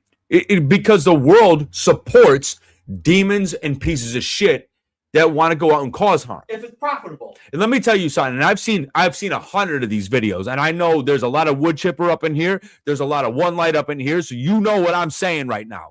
It's like there has been a countless amount of situations where motherfucking grown men are showing up at people's houses to hang out with these kids. Don't show up at my house. I promise you that. I try my hardest to keep these damn kids off of this fucking game. And no matter what, there's no way to just block it because it's ranked for E for everyone. I don't want to have to password protect every goddamn feature in there. It takes me 45 minutes for me to watch, just fire it up. But we have mics blocked. Sometimes Will go on, Kayla's account. It's funny, though, because on some real shit, my youngest, he'll be like, Uncle Jason's the Alaskan Adventure. And I have seen people just jump right the fuck out of that chat. And that's a real shit. That's a real statement. But listen, like Trev said it the best a few weeks ago. He said, when we sat with Roma, actually, he said Roblox is basically the Silk fucking road of video games on a child's video game. It's ridiculous. And these are all common ground enemies that, put away your base level, your arguments on base level politics. Fentanyl, drug dealing, arms dealing, pieces of shit, child trafficking, scumbags, child predators, all common ground arguments. So it's like, and you know what the crazy thing is? Like, I've asked extremist leftists, don't you hate pedophiles? Not a fucking word comes out of their mouth. They stare at me, well, fuck Donald Trump. Well, you know what? You could ride on that, but Bill Clinton's been heavily frequented over at the fucking Epstein Island, but I don't see you. You're very selective about your monsters. You know what? It's how many people JD DeLay has outed. I don't even know how many motherfuckers. He's been documenting them left and right. Oh, yet again, another fucking Antifa shot caller, convicted child predator. Convicted this. They're all a bunch of fucking Antifa is nothing but a bunch of pedophile weirdos. Like and I'll say it, I don't really give a fuck. They're a bunch of fucking pedophile glorifying pieces of shit. And 1 year anniversary live, I will ride on that until I'm dead because that's what we do is protect these damn kids. So if you want to say that we don't buy that shit or we don't believe in that shit, you're fooling yourself. Because I know 90% of this chat, 90% of this community is made up of the wood chipper tribe, Roma's army, and the One Life family. It's like, and this is something that we will motherfucking ride on until we all die. That is a fact. If you question it, get the fuck out. I don't care. Oh, wait. Sorry, I got a little heated. I didn't know you were fucking back. I was letting you cook, bro. Sorry. Shit. With that being said, with such a heated motherfucking thing, it brings me up to this Pazzo signature blend, which I ride for through and through. This is my downswing. After I've out of the child predator 5, I relax with Pazzo blend. Made officially with tiers of the week. You know, so if you want to, you know, silence them, these child predators, support Pazzo, because I know Arillotta rides on that shit, and I know brother Phil rides on that shit, and I also know that everybody in this motherfucking community rides on that shit. We are not going, I promise you, me and Trev going into 2026, all gas, no brakes. All gas, no fucking brakes. I am so fucking tired. And when I see this shit, because you know the shit that in the communities that we ride in, bro. And we mean what we say and we practice what we preach. And I promise you that going forward, there's going to be we're going to start shaking the fucking earth, bro, with some of the people we're going to be calling out. Yep. Why stop at Mossad? Right. Like, just for good measure, fuck you, Jeffrey Marsh. Mossad. Yeah, and you fuck know, Mossad. But I'm still and fuck lizards. Forget about the lizards. No lizard people tonight. But I'm going to tell you what I will support. Had to stomp one out earlier. Yeah, I mean, listen, I'll still extend the offer. 2026, Jeffrey Marsh, I'll sit down and debate you. All day. Like, I will sit down and I'll be I won't be as unglued. I will not be as unglued as I am right now. I'll try to conduct myself, and I'll have hooked myself up to one of them shot caller dog things. So that way Trev can keep my ass in check. Yep. So I don't get canceled. But I would like to understand your things, because my take on it is you're projecting your own past traumas onto children as if their families didn't abandon them. Now, I respect that maybe you've seen and gone through some shit in your life. I respect that, but not at the expense of these young kids. This is why I'm calling you out. And there are people in this motherfucking group for certain. I know B Package Stream knows I've been a vocal critic of this piece of shit for years. By the way, Packy, I didn't mean to tweak the fuck out over your Narcan comment. Bro, that shit's to the close to the fucking heart for me. So I apologize. That's right. Well, be more specific when you do something like that, because that could mean a lot of things. But I've been brought to my attention. I'm supposed to show this one more time. Anthony Arillotta. Oh, I got to stand up, but I don't know how the Arillotta official cigar company. Respect the blend, fear the name. This is good. This is the banner currently for Money Mayhem and the Mafia. If you haven't seen it, go check it out, because me and Brother Ant are taking over the fucking world over there between Roll the Bones, Money Mayhem and the Mafia, the Pazzo blend, and what you can also get is some fucking dope One Light gear. There's still time. Somebody shared the Alaskan Avengers shop. Let's get that going.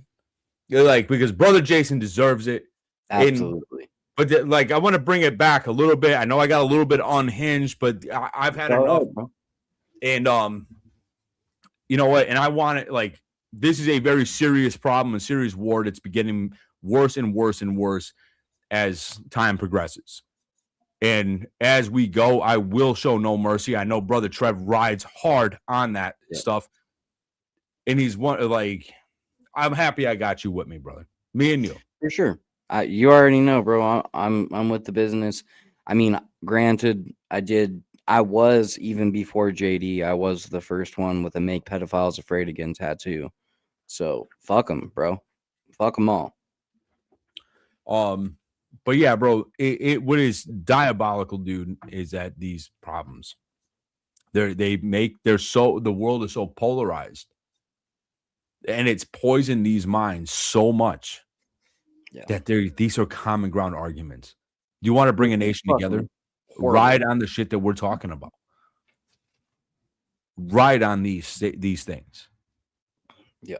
And I promise you that the next collection of individuals, assortment of individuals that will be on this show, stand for something serious. Yeah. Not all of them, but some of them really do. And if you want to make real change in this world, it has to happen in your backyard. It cannot start. It's got to can't start with yourself for sure. Yeah. And then Well, it's gotta that start 100%. and then in your communities, you know what I mean? Like in your personal communities, in your personal circles. And I'm not saying go grab a fucking hammer and go rent a wood chipper and do whatever. I'm not saying not to either. But listen, do what you need to do, grow as a fucking human, grow your community outside of these sick fucks. And said it's fine. I had close people die from drugs and things too. And the goals that we all share is to help people we can, since we are the ones that are thankful to be here, going on in their names. Absolutely. Like Guar fan. Look at this guy. Hey, Gypsy, I gotta say, for Gypsy, I've seen a lot of his interviews, and he was so, you know, for PR reasons, I kind of did what I needed to do with that, and you ran that, and you killed it. But I have not seen one interview where someone treated him like a fucking human being and had a decent interview with him. Everybody else that I've seen has fucking used him as like almost, and I hate to say this, but almost like a sideshow, which is disgusting. Sure, the dude might have some radical opinions about some things, but like, so what? That doesn't mean he doesn't deserve a fucking platform to speak his piece, you know, and be around respectful individuals, and be able to, you know, speak what the fuck his story is.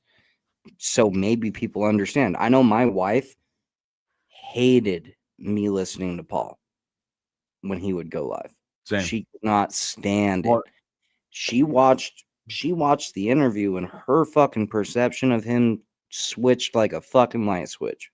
Just to throw it out there, your wife did declare early on in this thing that she just personally does not like him. I mean, listen, but her perception of his story meant a lot. It changed, you know, it changed how she looked at things. But you did over there express concern. Both of you did at how much. Well, I don't want to go into that's behind the scenes stuff. But the thing is that he treated this platform with respect. Yeah, and Paul's community has treated us with the utmost respect. Absolutely. And I do think, you know, people are entitled, except for pieces of shit child predators. People are entitled to have a safe harbor to speak their truth, and whatever that might be, for better or worse, whether you agree with them or not, except for child predators.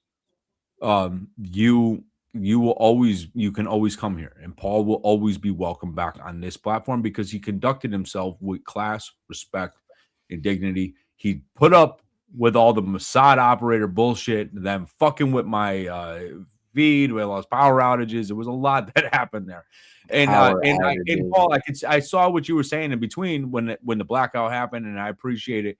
He was very grateful, and he said some very nice things, you know, but the thing is that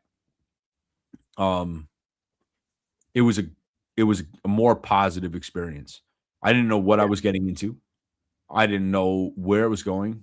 I didn't look at it as I didn't look at him as a sideshow. I really was interested in how you go from point A to point B. Well, I'm not saying you. I'm saying it other people. No, I know you're not. Yeah. Like, but we will always give people a safe platform to speak. Right. And you know what? Maybe there is times that we should be more aggressive on certain things or point out certain things.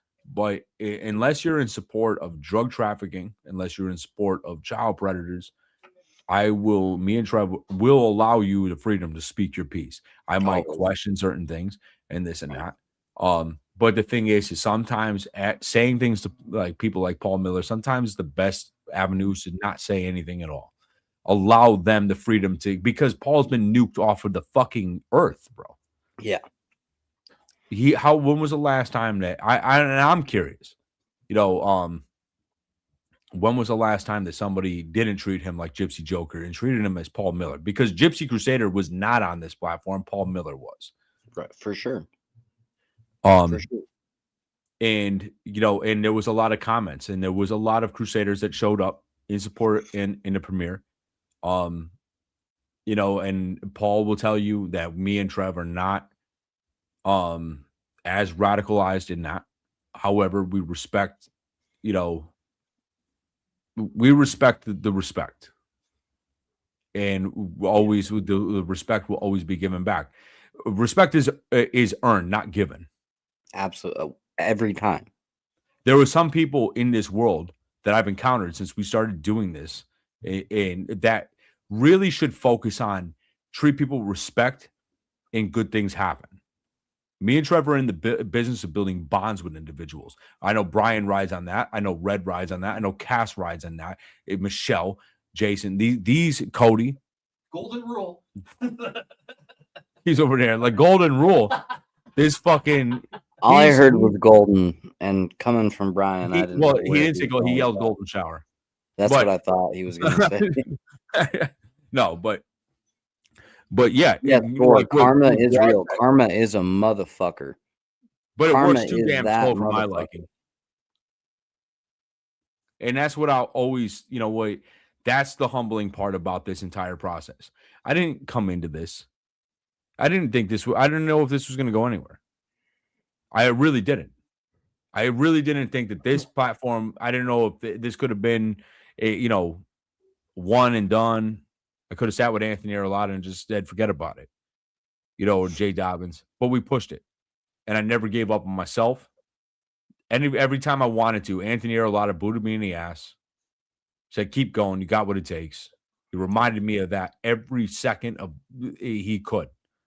He warned me about all the snakes and pieces of shit coming in. This man rode for me when nobody else would. Ant's like a fucking, he's almost like a father figure to me. I learned so much from him, and that's why people I don't give a fuck about making money off of him. What I care about is the fact that everybody treats him like a sideshow attraction, right. In certain ways. Ant's been one of the realest people I've ever met in my life. He gives it straight. We've had a lot of laughs. We get, there's a couple times we get a little unhinged. Maybe we have a little bit of a shootout. I don't want to go too much farther than that. We have some fun though. Allegedly. And Trev, you got to go out with him. You got to see he's a real genuine guy. He doesn't. Oh yeah. No ego, no agendas, just having a good time. Yeah, he's a good dude. That shit killed me though. I don't give a fuck what movie he was in. Like he's a savage, bro. Like I love him to death. But I'll tell you that when it comes to that man, he's somebody that like I would go to war for. If he called me and said, "Hey, lock and load, we're going to war, bro," that's somebody I'd ride for. And the only other individual on this earth outside of you and Cody that I would ride that hard for is brother Jay. Ant gave me the motivation and the power to keep moving forward. Jason made me dangerous because he gave me a fucking purpose. Helped me unlock that in me. And I think I said old Mason mentality. Jay, I've been working on that shit for real, dude. Like, make other men better. That's that mantra, bro. Yeah. That's what masonry is about. Yeah. Standing on the square. Absolutely. And that's what this family's about.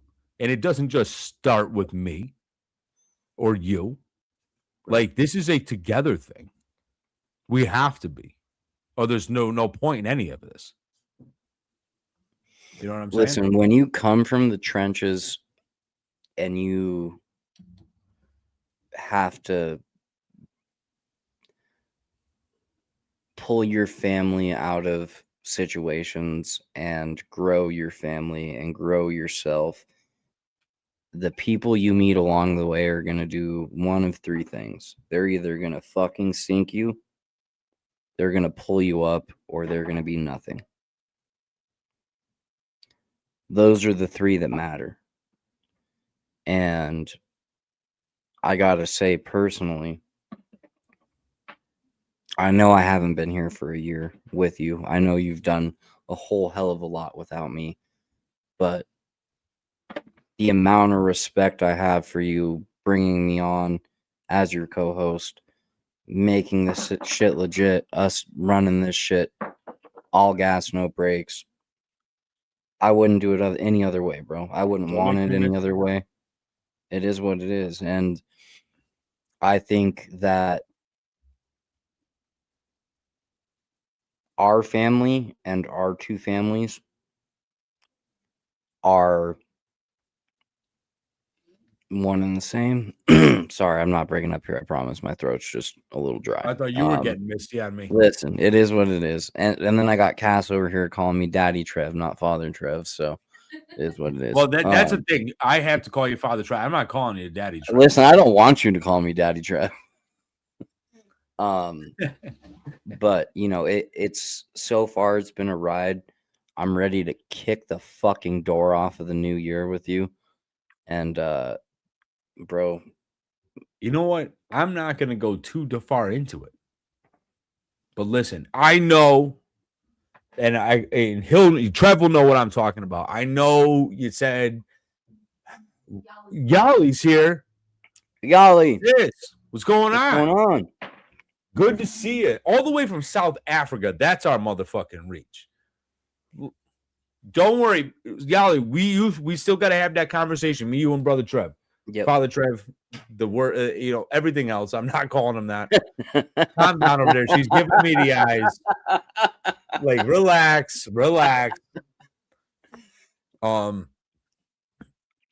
Listen.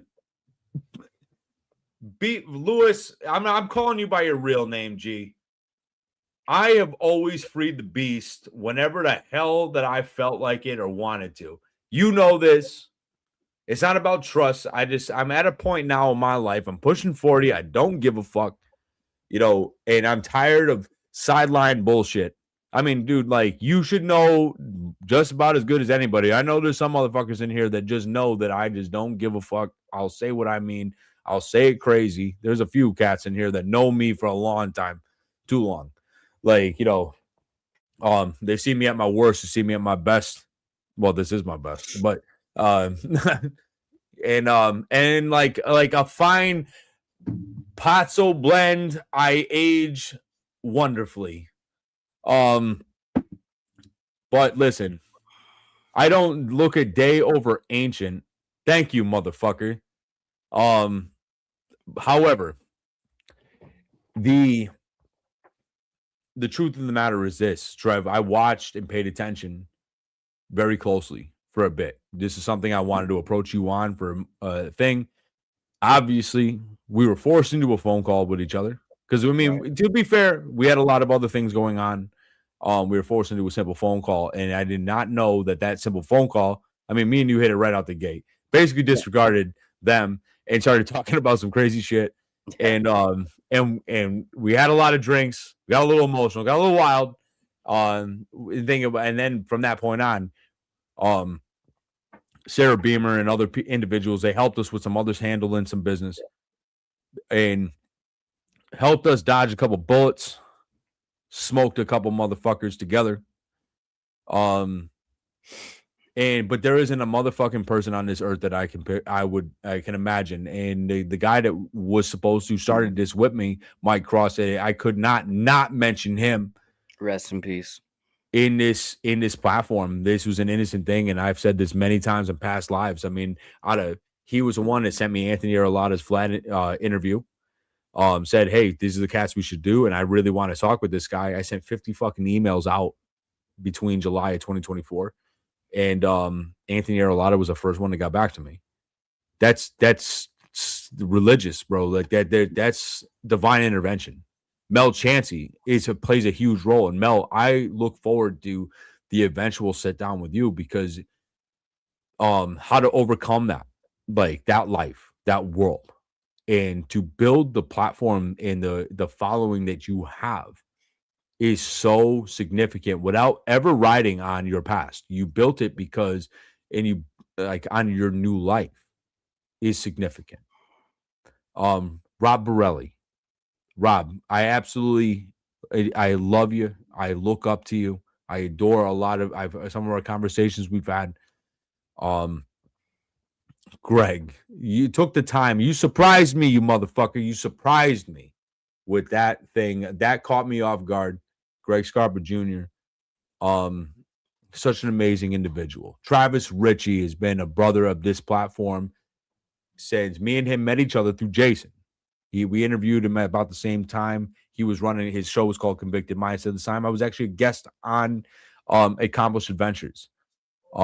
Travis is a brother in arms through and through. I'd ride for that man to the end, and I know he'd ride for me if I needed it at any time. He's been very helpful, very I cannot complain. And everybody that I've met since I started this are all brothers of mine. You know, and especially Gooch. How can I forget? How can I forget? I will never leave Brother Gooch out of this. But Trev, this is what you deserve, bro. I watched and paid attention. You fucking grinding, you're hustling, you're doing this, you're working that. Bro, this is your home now. I don't ever want to hear about work that I put in and this and that. Don't matter.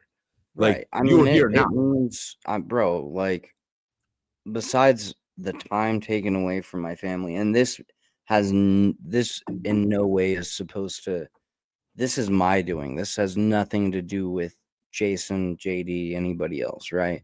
But you noticing that I'm simultaneously modding by myself in 2 different streams sometimes, like on a weekend, is, you know, it means a lot, bro, because, like, you know, I've had JD tell me, I've had my wife tell me, I've had so many people that besides those 2 and yourself, like, I couldn't even list them all off, tell me, like, hey, look, you need to start something of your own. Well, you know what?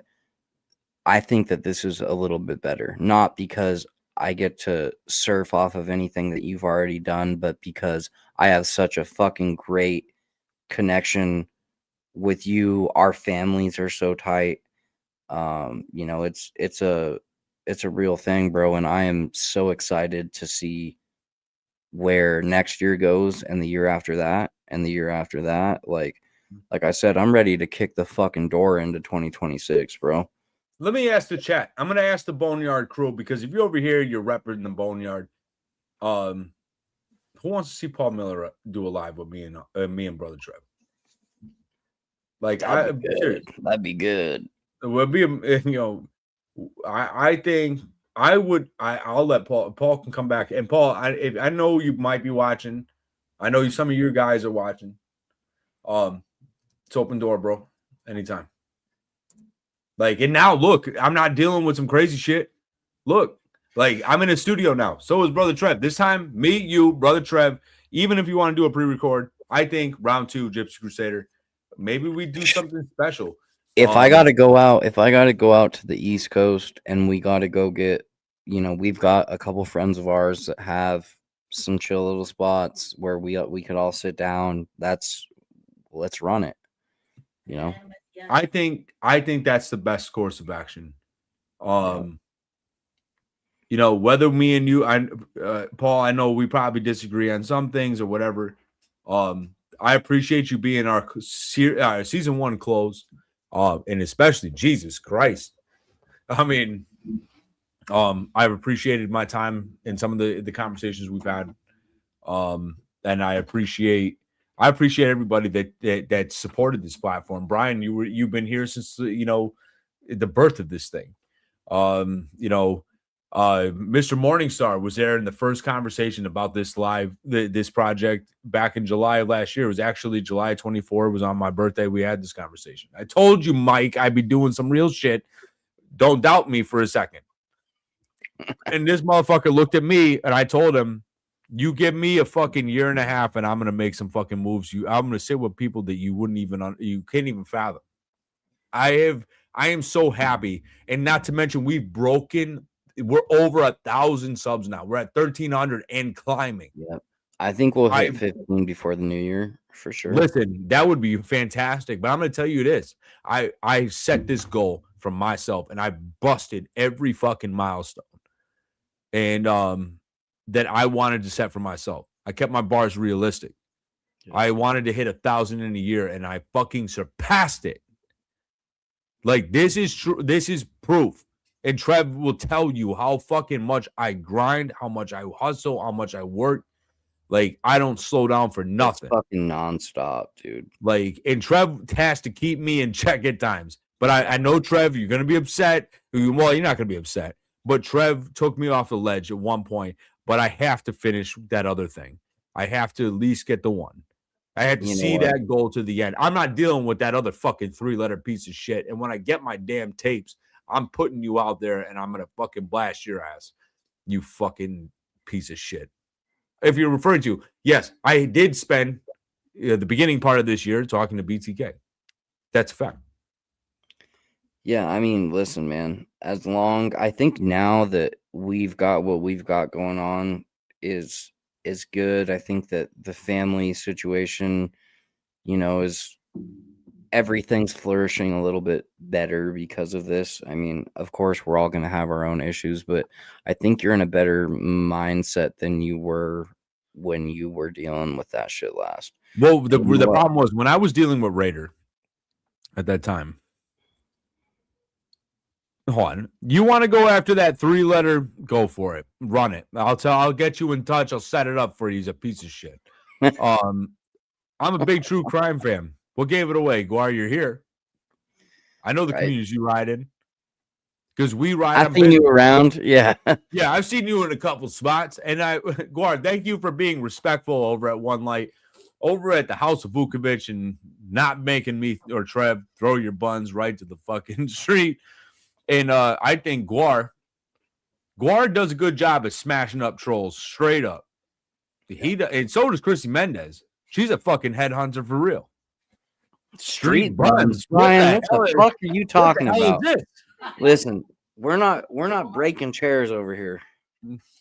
Oh God, you're a fucking menace. Like, I know I'm a menace, bro. All right, so this year has been an absolute blessing. Absolutely. 2026, we get our kicks in 26. No gas, or all gas, no brakes, I should say. No gas. What are we running? Electric? Shit. Yeah, no, we're not one of them hippie cars. To quote Brother Paul, get a haircut, you hippie cocksucker. Fuck, that's what I told you. Get a fucking haircut, you hippie. And I mean, yeah, we're not getting into that story, bro, about what happened to that. We're not doing that. That's not on this live. That's a private conversation. But one thing I want people to be mindful. The holiday season is approaching. Me and Trev will be live. We're gonna be doing the lives consistently. We're gonna get a schedule down. We'll see us again soon. I'm excited because Sunday, me and Brother Trev, we're not saying just yet. We probably already said it already because I'm excited about it. But regardless, Sunday we're going in and shooting the first interview of season 2. Will not drop until next year, 2026. And trust me, this is going to be a great conversation with somebody that I am absolutely, don't make me laugh, asshole, because I'm seeing you in the chat. Like, this is going to be a great conversation. Me and Trevor have been looking forward to this for a while. Yeah. Bro, we had a great conversation with you multiple times on this. Brother Trev is looking forward to talking with you. For sure. And here's the thing that bothers me, and because I can't use the name, but this motherfucker asked me, "You sure you want to go with me to be the season 2 premiere?" Absolutely, we want you to be the season 2 premiere. %, bro. What do you mean? Listen, you're dipping out. Fine, I see how it is, Chrissy. 2026, all gas, no brakes. Maybe we do a podcast with Brother Cosby. I was gonna say Cosby for president, bro. Like Cosby, Ryan Cosby, one of the bigger blessings of my life. I'm happy that we spent a lot of time together over the last month or two, especially, and maybe 3 months. I don't even know. I feel like I've known Ant for like 100 years at this point. To be fair, yes, all gas, no brakes merch, red, 100%. let's get on it. Let's get on it. Handle that business, friend. You know, I didn't see her here tonight, but I know she probably popped in at some point. But we were getting a little excited. Our big sister Michelle, I love you so much. Yeah, she's probably out Christmas caroling. Well, you never know with her. I'm sure she is. We absolutely love Michelle. Who's gonna help us blow the roof off of 2026? Because we're gonna go to distance, bro. Next year, what should be the goal? 5,000? Fuck, I want to say 5K. 5K. I do have one thing to add though, and you know this can be live in chat. This can be put in the comment section once this is no longer live. If you guys have anyone you would like to see interviewed, by all means, you know, we would love to hear what the Boneyard has to say. We'll do our best. Absolutely. And because I was told this went to you, Chris Webby, brother Trev, he's got a professional coat. He's wearing it. Yeah. I'm not wearing. That's not the one I'm wearing tonight. But I'm wearing. We're coming for you, brother. We're coming to get you on. I'm a Connecticut guy too. Trev is a spiritual Connecticut guy. Yep. So, listen, we're morally obligated to work together, to have a great conversation. Got the Webby shirt on. Got the Look, he's riding it, bro. Yeah. Chris Webby. I was told that this went to you. This link. I was told you may or may not have stopped in for a second and at least popped in. I don't know if that's true, but I'm promising you, it's all gas, no brakes. We're gonna get our goal for the year by the end of this year for brother Trev. That's my main. That's my big one for sure. Is get Webby for sure. So in 2026, we will get serial killers on here. We're gonna get some heavyweight law enforcement. Of course, we're gonna get some mafia on here. We're gonna get some. We have some fucking high-profile guys coming on this thing. You do not want to miss this year. Me and Trev sat back just a week ago. We looked at our list of 2026, and we're like, "Holy fucking shit!" And I think we got to talk to him. But I think getting brother Jay back for round 2 for sure, 100%. So. Is there anything you want to add to this before we close this bastard out? We're going 2 hours. We yelled at a lot of people. Chrissy, yes, JD. I've already spoke with him. He's already said whenever, just let him know. We'll make it work. So JD is definitely on 2026. Hopefully we get Jason back. I'm sure that's not going to be a problem. The only other thing I really gotta say, bro, is fuck Mossad. So we got a new intro coming, new outros coming, new merchandise coming. Yep. Also, brand new content, Money Made in the Mafia. It's gonna fucking take the world by storm. You've seen it in the trailer.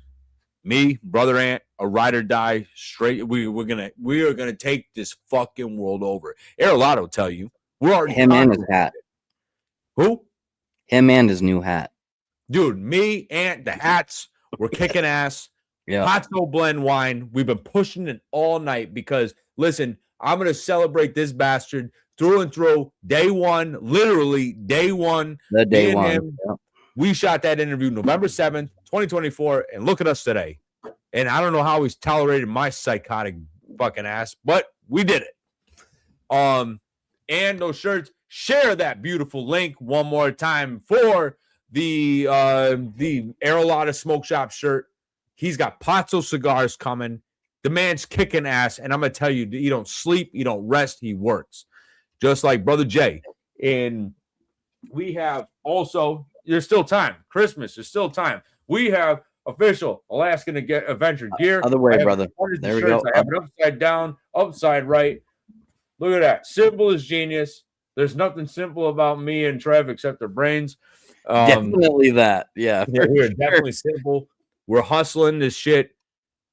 And I want to also thank, because we're going to close this fucking year out 100%. Jason, I am so fucking proud of you, bro.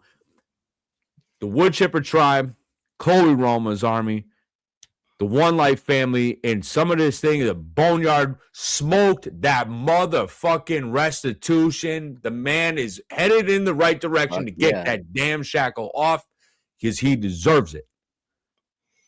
We're having so much fucking fun this year, and we're going to close it out. But there's a lot of people traveling different places. Be mindful of your kids. Family members are no exception. Always be mindful, always. These kids have to be protected at all costs.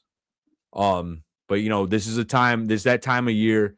There's a lot of situations going on where people traveling from all over the country, going in for holidays and this and that. There's a lot of random friends and family, extended family coming in and out. Keep an eye on your damn kids. Protect them because predators do exist within your family circles. Yes. But yeah, so I'm going to close this thing out. So you have to, stand and deliver. You have to ride on something or you're going to absolutely die for nothing. And with that being said, ho, ho, ho, and fuck you, lizard.